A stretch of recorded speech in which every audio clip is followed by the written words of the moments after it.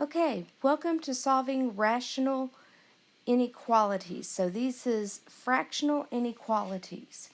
And in the second portion, we're going to be solving absolute value inequalities. Okay, so let's go ahead and get started. So the first thing that we want to do to solve a fraction inequality or a rational inequality is to find the least common denominator, or the LCD. So in this first case, it's going to be t minus 3 times t minus 3 times t plus 3, t minus 3 times t plus 3. So that means that in the first fraction, we're going to multiply it by t plus 3 in the numerator and the denominator, and by t minus 3 in the numerator and the denominator. Now, when I rewrite this, I'm going to multiply both sides. I'm going to write everything by the t minus 3 by t plus 3. Now, you should also note that t cannot equal 3 or negative 3. We now are saying that t cannot equal 3 or negative 3. Okay? Those cannot be in our solutions. Right? So we're going to multiply everything through by t minus 3, t plus 3. And this will get rid of all the denominators.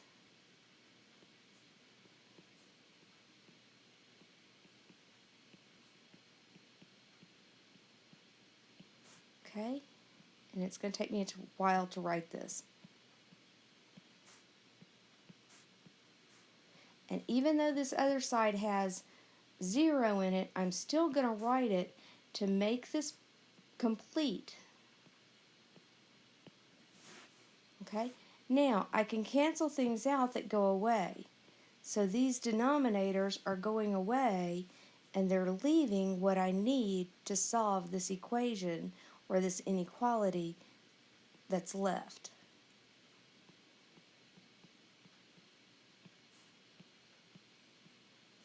Okay? And that's all I have left. Now it is a linear inequality. So I distribute my 2. So I have 2t plus 6 plus t minus 3 is greater than or equal to 0. Move my numbers to one side, leave my t on the other side. So I have 3t plus 3 greater than or equal to 0. 3t is greater than or equal to negative 3. So t is greater than or equal to negative 1. So I graph it, so I get negative 1, and it's greater than or equal to t, except for the fact that I have at 3, it can't be. I have a little hole there. Remember, because t cannot be negative 3, I have a hole there too. So when I write my solution should actually be negative 1 and 3, and I go like this. And I have a parenthesis right there. So when I write my solution, it should actually be negative 1 to 3 union 3 to infinity, because I have that break at 3. I have to include that break at 3. And that's it for this one. Let's go on to the next one.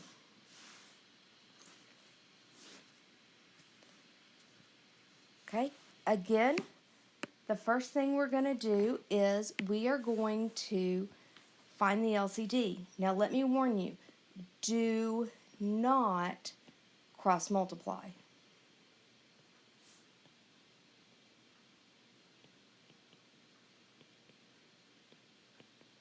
You find the LCD.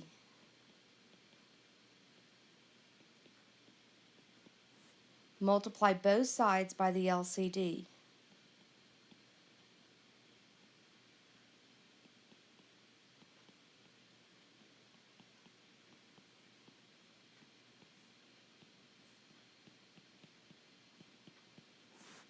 Okay? Then you can get rid of things.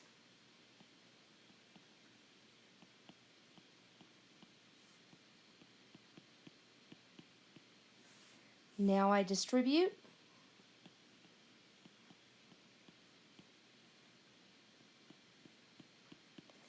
And it's a simple linear inequality. So I have 4 is less than or equal to x. Again, remember that I have to do 1 plus 2x equals 0, so 2x equals -1, so x cannot equal -1/2. All right, so when I graph this, I have 4, but I also have -1/2 down here that is not a solution. So I'm okay because -1/2 is not in my solution for the problem, but I need to make sure that somewhere I state that I know that -1/2 cannot be in my solution set. Okay? So you need to make sure that you state that. Okay? All right. Now let's go on to absolute value. The one thing you need to recall with absolute value is what the definition of absolute value is, and that the absolute value of x equals -x if x is less than 0, and x if x is greater than or equal to 0. And what that means is that if I have that the negative sign is acting upon what is inside the inequality. And so the negative sign, let me try to figure out how to write this. So the negative is acting on quantity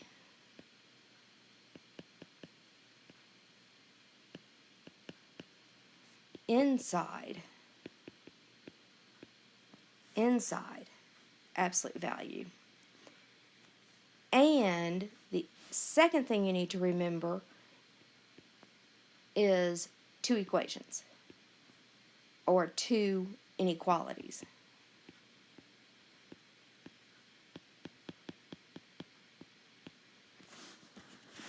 All right? So, first let's do the easy one, which is 7x minus 5 is greater than or equal to 3. And then we have our second one, which is -7x minus 5 is greater than or equal to 3. So let's solve our first one. So that's 7x is greater than or equal to 8. So x is greater than 8/7. And then we have -7x plus 5 is greater than or equal to 3. So 7x is greater than or equal to -2.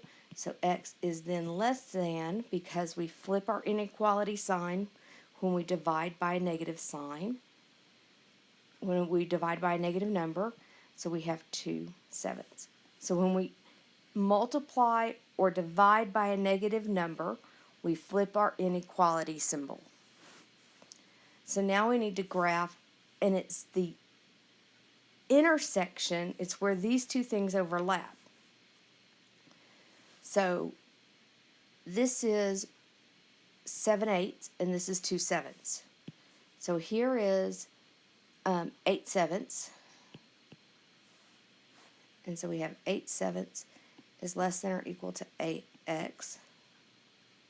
So we are talking about this region up here. And we have x is less than or equal to, so we're talking about the union of these two regions. All right, so our answer is -infinity to 2/7 union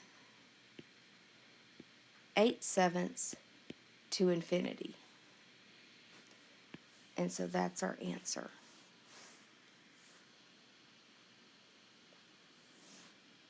Okay? Now for the next one, we're going to move the 5 over first so that we can actually solve this. Now remember, absolute value is always positive. So if I were saying that absolute value were less than a negative number, that's not possible. But because this has the -5, then it is possible.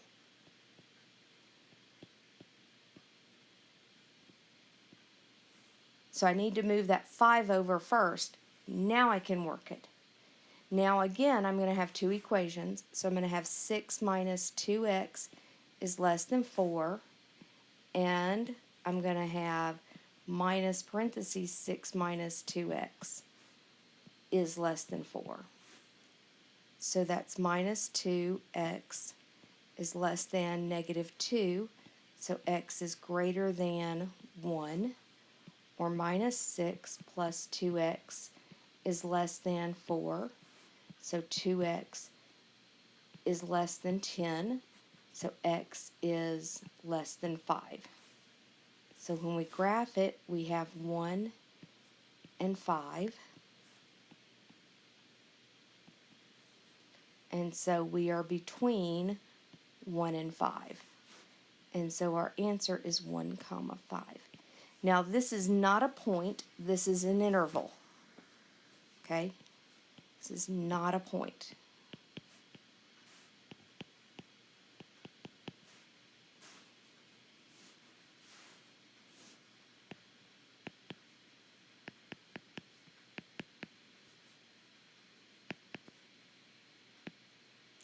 It is an interval. All right? And you know that because of the type of question it is. So, if you have any questions, please email me. Thank you.